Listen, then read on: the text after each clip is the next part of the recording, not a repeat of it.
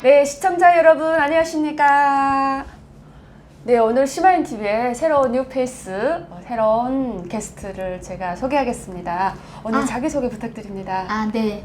저는 지연남북결혼정보 원장 지연입니다. 지금 제가 강남에 있는 사무실에 와서 영상을 촬영하고 있는데 여기가 남북의 어떤 결혼을 이어주는 그런 특별한 공간이라고 합니다. 네. 저희는 지연남북결혼정보이고요. 네. 그 남한 남성과 북한 여성들을 이렇게 이어주는 오작교 역할을 하는 결혼정보라고 생각하시면 됩니다. 대표님은 북한을 언제 출발하셔 나오셨습니까? 제일 첫 번째 탈북. 제가 제일 처음에 탈북은 2000년도에 탈북을 했어요. 그래서 그때 제가 탈북했을 때 북한 여성들이 중국에 엄청 많이 왔을 때고요. 2000년대 첫 번째 탈북 했던 거죠? 네네네. 북한을 2000년도, 넘어왔을 때? 2000년도. 그러면 그때 당시는 왜 탈북을 해야 되겠다라고 결심을 내렸던 특별한 케이스가 있었나요? 그러니까 뭐 중국에 인연이 있어서 온 건 아니고 그 중국에 대한 호기심도 있었고 또 엄마가 좀 아팠어요. 네. 그래서 약을 이제 사러 가기로 이제 결정을 해가지고 이제 그 아는 좀 친구랑 골동품 가지고 사실 떠났는데 걸동품 장사라고 해서 네네네. 뭐 도굴하고 그리고 그런 건 아니에요. 그거 아니에요? 네, 도굴한 건 아니고 도자기? 네, 도자기였어요. 근데 이제 저희 집이 북한에서 아주 이렇게 어려운 집은 아니어가지고 이제 그래도 도자기를 오빠 친구를 통해서 샀거든요. 네. 그래서 도자기를 갖고 중국에다 팔아먹으려고? 네, 그렇죠. 중국에 갖고 팔고 올 때 약을 좀 사가지고 오려고 사실 떠났는데 그 효녀된 길이 마음으로. 결국에 한국에까지 오는 길이 됐네요. 근데 언니 그 한 번에 성공한 건 아니라잖아요. 그죠? 네, 맞아요. 그러면 그때 그 도자기를 가지고 두만강을 건너서 중국에 갔다가 팔고 약을 사가지고 오기로 했잖아요. 네. 그럼 넘을 때 어떻게 넘었나요? 이게 중국에 갈 거라는 걸 알고 넘었나요? 네, 도자기를 가지고 처음에는, 중국에 팔 도강했죠. 거라고. 도강을 강도강 했는데 했어요? 아니면 강도강을 했어요. 군인을 섭렵하지 않고? 네, 끼지 않고 강도강을 했어요. 근데 군인을 끼긴 꼈어요. 전혀 안 낀 건 아니었지만 그래도 껴도 저희가 직접적으로 이제 강을 넘어가야 되는 상황이어가지고 이제 넘어가는 과정에 12월 이제 한 30일인가 그때 이제 넘었는데 2000년 12월 30일. 네, 그렇죠. 근데 이제 그때 강이 얼고 녹고 해가지고 정말 너무 추워서 강물에 들어갔는데 다리가 정말 찢어지는 줄 알았어요. 그때 몇 명이 같이 넘었어요? 2명이요. 그래서 무사히 들어가서 도자기는 잘 넘겼나요? 예, 무사히 잘 넘어갔는데 그 넘어가는 과정이 저는 이제 북한 쪽은 막 이렇게 그 마을 집들이 전기가 없으니까 이제 까만데 건너편 반대편에는 중국 쪽은 불이 환하게 켜 있잖아요. 그걸 보니까 이제 꼭 가야 되겠다라는 생각에 이제 강을 걷는 과정에서 이제 다 강만 있다고 생각을 했는데 건너가다 보니까 강만 있는 게 아니라 물도 있었는데 물이 너무 차가워서 바지를 입고 들어갔는데 스타킹 그때 신었던 것 같아요. 근데 안에다 스타킹인데 그 스타킹이 찬물에 딱 나오니까 바지가 찢어져 가지고 막 이렇게 들러붙어가지고 다리가 진짜 찢어진 것 같았어요. 그래서 엄청 울었죠 거기서 사실. 너무 아파서. 너무 아파서. 아니 근데 울새가 어디 있습니까? 울면 공항에서 왜냐면 자빠갈 건데. 왜냐면 지금 처음 넘어가기 때문에 막 그냥 무섭고 그냥 이게 가야 되나 갔다가 못 오지 않을까 뭐 별의별 생각 그 사이도 많이 했었어요. 근데 그때가 제가 21? 네, 그 정도였어요. 그런데 이제 막 울면서 못 넘어가려고 했는데 이쪽 언니가 야 빨리 가서 약을 사와야지라는 그것 때문에 일단 솔직한 마음에는 궁금하게 됐었어요. 그래서 일단은 넘어갔더니 또 그분이 중국에 아는 분이 있어가지고 그 집에 이제 들어가게 됐죠. 네, 그 아는 분 소개해가지고 그 아는 분 집에 들어가서 골동품을 팔게 되는 거죠. 네, 그렇죠. 그래서 골동품을 팔아서 약을 사가지고 다시 북한으로 갔습니까? 아니요. 왜 이제 안 그 갔습니까? 약을 이제 약이 아니라 그 골동품을 이제 사기로 해서 그 골동품 보는 사람들도 왔었어요. 네. 그런데 사러 이제 며칠 날 오겠다 약속을 해놓고 갑자기 공안이 쳐들어온 거예요. 그 집에? 네, 집에. 그래서? 그러니까 신고했나 봐요. 그래서요? 그랬는데 그 집이 다행히도 백조를 키우는 집이었거든요. 그래서 백조를 키우는 농장 같은 걸 하는 집이어가지고 이제 그 집에서 대문이 굉장히 멀어요. 네. 그러니까 그 집까지 오려면 저 멀리서 차를 세워놓고 걸어서 들어와야 되는 상황인데 그 집에 큰 개가 있어가지고 막 개가 소리를 이제 왕왕왕 짖으니까 밖에 내다봤더니 공안이 온 거예요. 그래서 나는 이제 몸으로 숨었죠. 네. 이제 그 피했는데 이쪽 언니는 못 피했어요. 그럼 그래서 그 언니는 북송사에서 대고 골동품 다 뺏기고 그리고 저는 이제 우만에 한 달 동안 이제 있었죠. 한 달 동안? 네, 한 달 동안. 자, 그럼 그 한 달 동안 우음에 갇혀 있으면서 구사일생으로 북한에 나갈 수는 없었을 거 아닙니까? 네, 그렇죠. 그래서 어디로 들어가게 됩니까? 그래서 이제 그렇게 그 집에 계속 있다가 사실은 강물이 이제 불어날 때까지 한 몇 개월 있었던 것 같아요. 그러니까 7월 달이 7개월 있었던 것 같아요. 그 집에 가지 못하고 아무 데도 못 가고 그러다가 이제 강물이 불어나니까 사실 그 전에 북한을 넘어가고 싶었는데 못 넘어가고 시간이 계속 점점 흐르다 보니까 제가 이제 심양이라는 곳으로 거기는 이제 중국 연변 쪽이니까 너무 이제 잡으러 많이 다닌다고 해가지고 누구 소개로 이제 심양을 가게 됐죠. 아, 심양을 가게 네. 되네요. 그러면 심양에서 일을 하면서 몇 년 동안 첫 번째 북송이 됐던 사건이 있지 않습니까? 예. 그 언니가 한번 이렇게 중국에서 살다가 한번 북송 경험이 있다고 합니다. 근데 그 네. 북송되기까지 몇 년 동안 중국에서 사셨습니까? 한 2년 좀 넘게 2년 만에 북송이 되는 거죠. 예. 그럼 그 북송을 어쩌다가 당하신 거예요?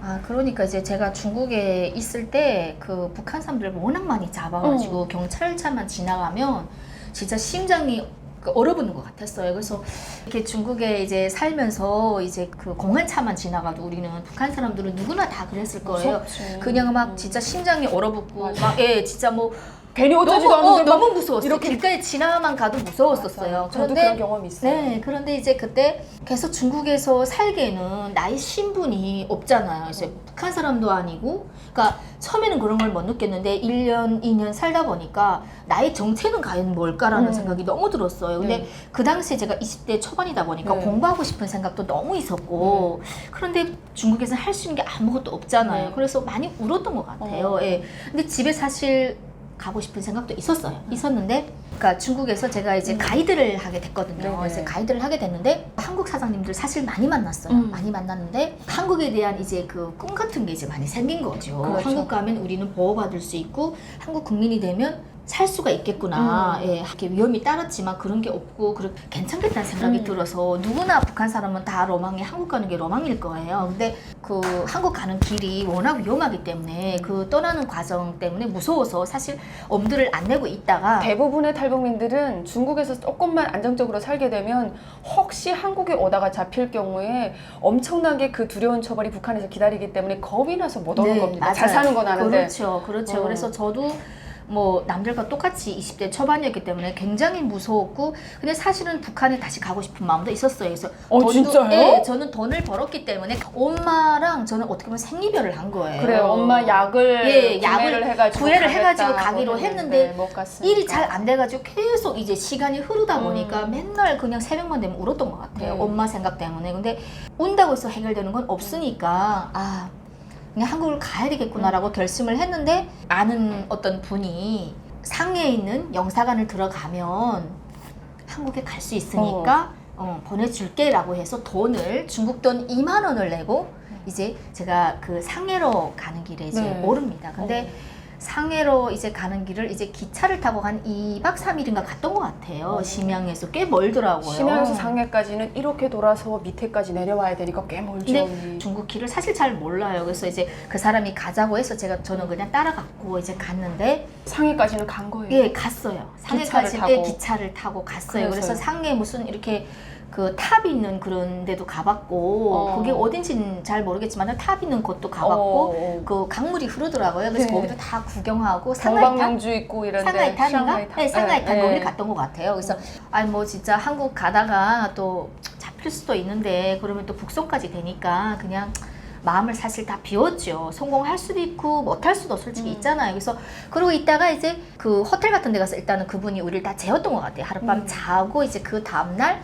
상해 영사관을 들어갔어요. 예, 들어갔어요? 네, 들어갔어요. 들어갔는데 이제 그 상해 영사관을 가니까 저도 그때 영사관이라는 걸 처음 가봤는데 깃발이 국제 여러 나라 깃발들이 쫙 꽂혀 있는데 이제 그 들어가는 통로가 4곳이 있었던 것 같아요. 근데 이제 일단 들어갔어요. 근데 그 영사관을 들어가서 딱 내리니까 한쪽 편은 그 영주권 만드는 곳이었고 네. 한쪽 편은 한국 대사관이었어요. 근데 그 한국 대사관 앞에 중국 공안이 이렇게 총을 메고 서 있었어요. 지키고 있죠. 네, 지키고 있더라고요. 근데 뭐 진짜 하루가 한 가지 법 무서운 줄 모른다. 우리는 뭐 어린 나이에 20대 초반이니까 얼마나 뭐 세상을 잘 모르는 거죠. 그러니까 이제 그래서 저는 이제 복장도 한국 여자처럼 이제 양복을 입고 가방 하나 예쁘게 딱 메고 이제 같이 간 애는 혼자 간 게 아니라 어떤 그러니까 북한 애였는데 걔는 나보다 더 어렸었어요. 네. 19살인가? 중국에 넘어온 지 2달밖에 안 된 그런 아이였어요. 그 애를 데리고 네, 그 갔군요. 애를 데리고 지는 너무 불쌍하니까 얘 도와줘야 된다 돼서 나는 어쩔 수 없이 걔를 데리고 이제 영사관 앞에 섰죠. 근데 이제 한국 영사관 앞에 섰는데 그분이 이제 한국 분이었는데 어떻게 얘기했냐면 처인정을 누르고 한국 사람인데 그 뭐지 그 한국 여권 그거를 잃어버렸으니까 재발구하러 왔다 이렇게 얘기하면서 제가 재발급하는 데가 반대편인데 반대편을 가라 그러면 아니 일단 영사님을 한번 만나야 되겠습니다 라고 얘기를 하라는 거예요. 그래서 우리 그냥 그 말이 진짜인 줄 알고 진짜 눌렀는데 어떤 분이 진짜 초인종 띵동 얼굴을 내밀더라고요. 한국 분이었어요. 근데 이제 그분이 우리를 보더니 아, 네 어디서 왔어요? 물어봤었어요. 그래서 아 이렇게 말했어요. 말했더니 그분이 아 그 재발급 재발급 안 되는 반대편에 있습니다 라고 얘기를 했는데 우리가 이제 아 그 영사님을 한번 만나고 싶습니다 라고 했더니 아 무슨 일인데요? 이렇게 얘기를 했어요. 그래서요. 근데 거기서 어떤 분이 문을 이렇게 열고 탁 나왔었어요.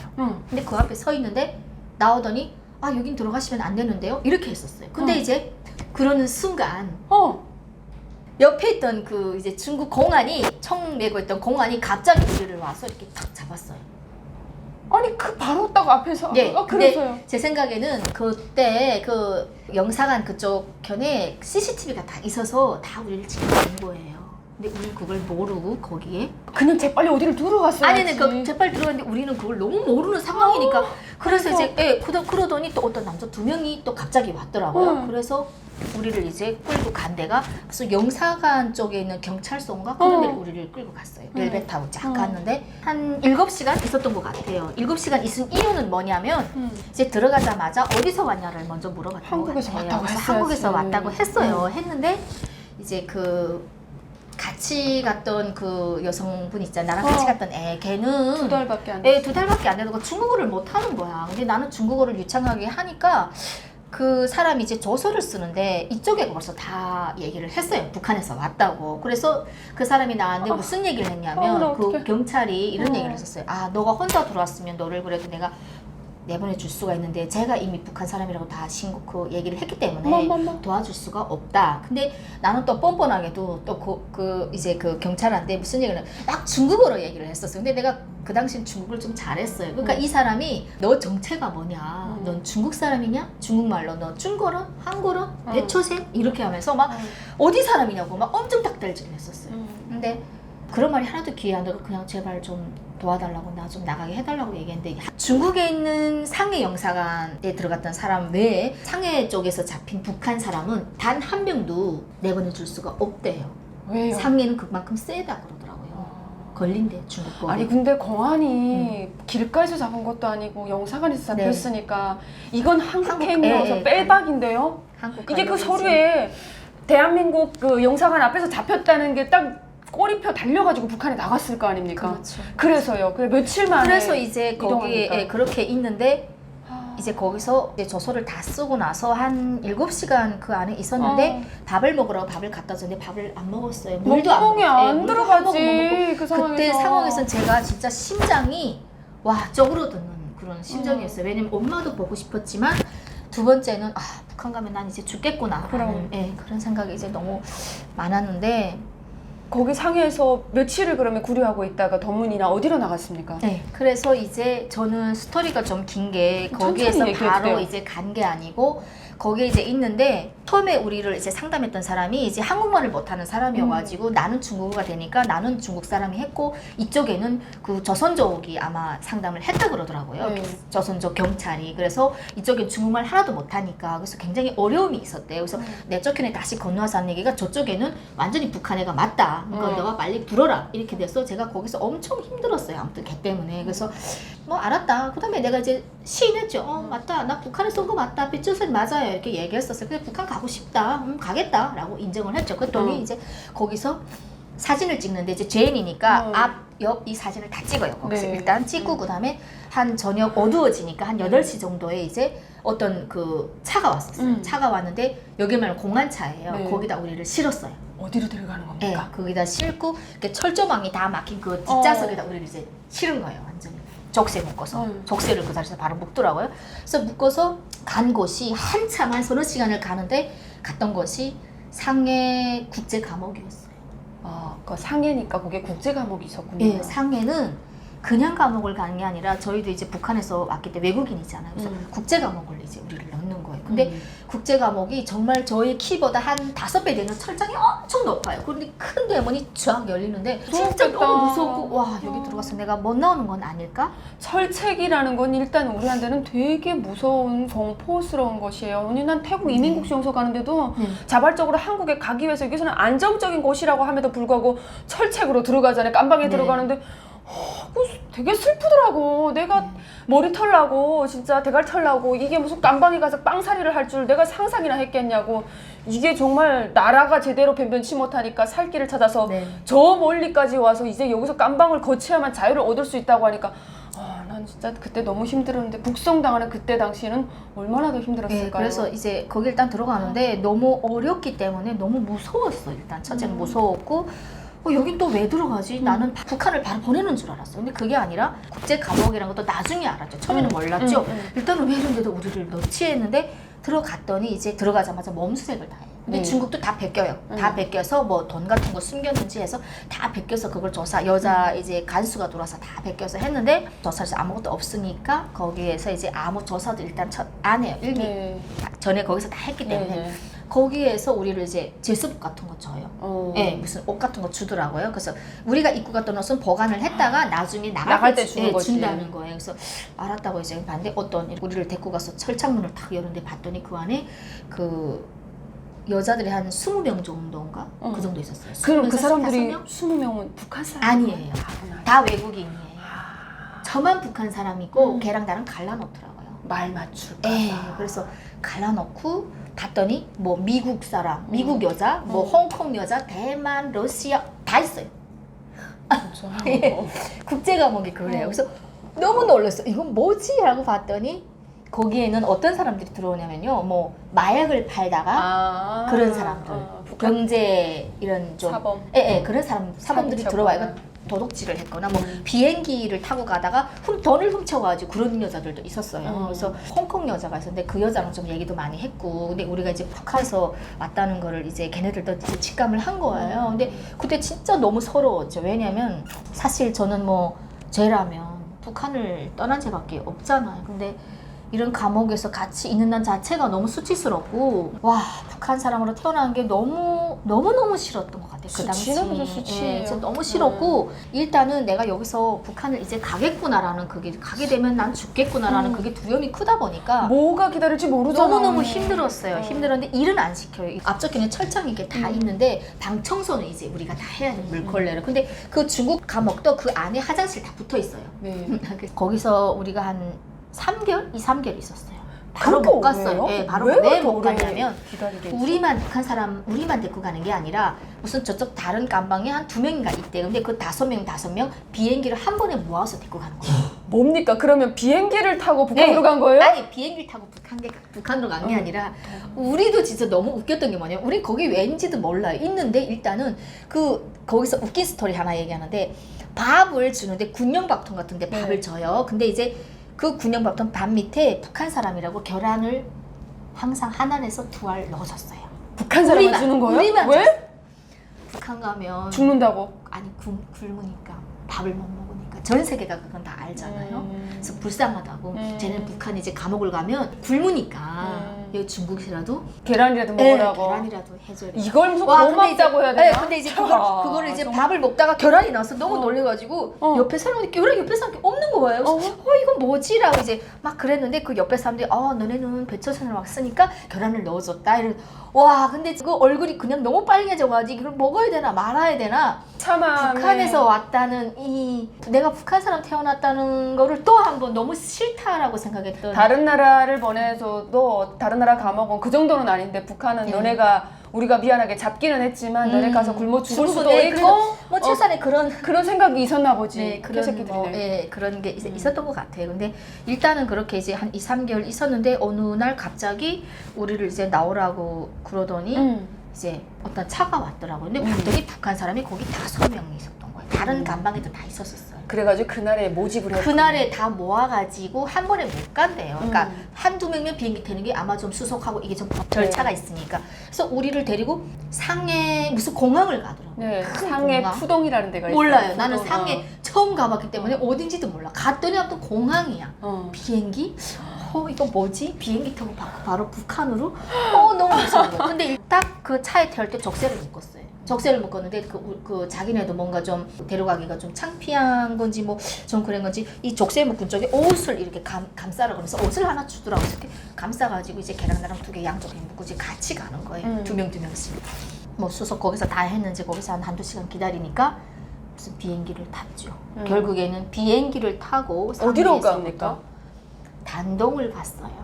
상해에서 단동을 네. 비행기를 타고 갔다고 합니다. 네, 단동. 참. 그래서 너무 웃기잖아요. 비행기까지 타고 우리를 우리가 뭐 대단한 비인도 아니고 인물도 아닌데 엄청 그 옆에 대단한 옆에 애랑 이건 뭐지? 우리를 비행기 타고 우리 뭐 그렇게 죽을 죄를 지었나? 이러면서 막 우리가 엄청 얘기를 일단 했었어요. 근데 일단 비행기 탔는데 또 비행기 안에도 여러 중국 사람들 있으니까 거기서도 또 옷을 덮으라 그러더라고요. 그래서 이제 적세를 묶었으니까 죄인이긴 죄인인데 그냥 마음이 그냥 찹찹한 거예요. 이제 이게 뭐지? 뭐 우리가 중국에서 뭐 도둑질하다가 잡힌 것도 아니고 우리가 무슨 나쁜 짓 한 건 그냥 북한을 떠났다는 이유 하나밖에 없는데 아무튼 마음속으로는 너무 울었던 것 같아요. 북한 가는 날이 얼마 안 남았구나 해서 이제 단동 감옥을 갔는데 단동 감옥을 가니까 거기 또 북한 사람이 엄청 많아요. 대략 그때가 몇 년도? 2003년입니까? 네, 그렇죠. 2003년도. 대략 그 단동 감옥에 몇 명 정도 있었나요? 많았나요? 한 몇 명 있었냐면 한 30명 정도? 네, 많았어요. 많더라고요. 갔더니 어쨌든 많았어요. 그래서 너무 많길래 이게 북한 사람 너무 많구나. 그래서 지금 나는 처음으로 지금 북한을 넘어가는 거잖아요. 얼마나 이건 뭐지? 근데 거기서 또 한 달 넘게 있었어요. 이제 또 불러내가지고 저서를 또 쓰는 거예요. 근데 거기에서 그 공안이 나를 앉혀놓고 그 저서를 이제 언제 북한을 넘어갔으면 이걸 다 쓰는데 마지막으로 나한테 물어봤던 얘기가 있었어요. 뭐예요? 뭘 물어봤냐면 북한 넘어갔는데 중국 사람일 경우 그 중국에 다시 넘어오면 너를 다시 북한에서 북한 사람이 아니라고 인정이 돼서 넘어올 경우는 너는 중국에서 징역 5년 거짓말한 죄. 어머? 왜 그랬냐면요. 상해에 있을 때 그 상해에 있는 경찰하고 내가 막 중국어를 너무 많이 해서 이 사람들 헷갈렸던 거예요. 내가 중국 사람인 줄 알고. 그리고 얘네도 정체를 모르는 거예요. 중국 사람인가? 북한 사람인가? 한국 사람인가? 근데 왜 지네가 그렇게 해가지고 걷어 나왔는데 다시 올라오면 왜 5년이라고 해요? 그러더라고요. 아무튼 그래서 나는 물어봤어요. 아니 그럼 내가 중국 사람 안 보내면 되지 왜 보내나 이랬더니 아무튼 정확히 조사가 안 됐기 때문에 신분증이 없기 때문에 너를 일단은 네 말 믿고 북한으로 보낸다. 근데 네가 만약에 북한에 가서 북한 사람이 아니고 중국 사람에 판명될 경우 중국으로 다시 네가 환송되면 너는 징역 5년을 갈 거다라고요. 그러니까 그런 식으로 해가지고 중국 사람이라고 우겨서 다시 돌아오는 일이 없게 해라라는 어떤 암묵의 메시지가 아니었을까요? 아니 그러니까 북한 사람이라 어쨌든 인정이 되니까 일단 북한인가 해서 어쨌든 얘네들 긴가민가니까 그거를 이제 저서를 쓰고 거기다 사인을 하라 그러더라고요. 올 경우 무슨 5년 이렇게 징역 받는다는 걸 사인을 했어요. 저는 따로. 그래서 그럼 보내지 말라고. 네, 그래서 저는 그럼 보내지 마세요라고 했는데 중국말로 나는 안 갈래 막 이렇게 얘기했더니 아무튼 이거 저서 왔으니까 일단은 보내겠다. 그리고 내가 한 가지를 물어봤었어요. 우리가 한국에 가려고 해서 잡혀나온 거를 한국 영사관 도장을 거기다 찍냐 문건에다가 그랬더니 안 찍는다라고 얘기해요. 중국 사람이. 그래서 나는 감사하다고 쎄쎄쎄쎄 하면서 다행이다 이러면서 이렇게 거기에 이제 안도를 이제 했는데 그러고 나서 다 해서 이제 저 진짜 미안한데 그러면 북한 나가 보니까 진짜 더 거기 아니에요. 상세히 안 밝혔어요. 아니에요. 개새끼네 진짜. 중국 사람, 정말 나 중국을 그래서 너무 싫어하는 게 안 쓴다고 해서 분명히 내가 또 물어봤어요. 중국말로. 그 중국 공안이었거든요. 그래서 거기다가 이제 한국 가는 한국행이라는 도장을 찍어서 보내지 않냐라고 했더니 안 한다고 부스 하면서 그랬거든요. 그래서 쎄 내가 이제 막 인사까지 했는데 그럼 거기서 우리가 어떻게 판을 짜야 될지 머릿속에 굴리는 거잖아 언니. 그래서 이제 근데 난 잘 됐구나라고 생각을 했는데 그러면 그냥 중국에서 좀 살다가 낫다라고 얘기만 해야지라고 생각했는데 그러고 나서 이제 그 다음날 버스가 왔었어요. 그 버스 타고 그 단동에 있는 그 철길 있잖아요. 네. 하나는 끊어졌고 하나는 난 지금도 그 단동을 보면 막 아파요. 교차 감정이 들겠죠. 너무너무 그때 북송이 돼서 나갔던데 왜냐면 저 그때 당시 사실 비참함. 중국에 있을 때 가이드를 했기 때문에 그 단동 쪽에 와서 보트 타고 그 한국 사람들 가이드도 엄청 많이 했었어요. 근데 압록강 거기를 이제 보트 타고 이제 그 돌았기 때문에 그 철교도 너무 많이 봤을 거 아니에요. 근데 저 다리를 이제 내가 넘어간다고 생각 끔찍한 거예요. 근데 일단은 버스가 와서 버스를 타고 이제 넘어가는데 그 안에서 제가 생각보다 한국말을 하는 거예요. 북한 애들이 하는 얘기는 내가 한국말을 쓴대요. 이거 어떡해. 큰일 났네. 근데 저는 제가 한국말 하는 줄 몰랐어요. 몰라가지고 그래서 북한말을 어떻게 하냐 막 그 옆에 있는 애한테 막 얘기해가지고 어떻게 북한말은 어떻게 하는데 하면서 막 그랬던 기억이 나요. 그랬더니 어떡해. 막 언니 북한말은 이래요 저래요. 언니 어떡해. 북한을 아니 한국을 갔다 오지도 않았는데 한국말 하면 언니 안 돼요. 혼나지. 정치범 수용소 가요 이러면서 막 또 더구나 한국에 갔다 오다 제가 잡혀나가는 거잖아요. 그러니까 나도 마음속엔 이것들이 중국에서 그 도장을 찍어서 나갈 수도 있겠다라는 생각이 있었던 거예요. 어느 정도 있었겠네요. 있었어요. 예. 자, 그렇게 하면서 북송이 됐던 단동 철교를 넘어서 북한으로 보내졌던 그 날짜가 2003년 네, 2003년 4월 15일이에요. 4월 10월 김일성이 네, 김일성이 귀때기 빠졌다는 네, 그 김일성 그날. 생일이었어요. 그날에 아이러니. 단동 철교를 넘어서 북한으로 갔다고 합니다.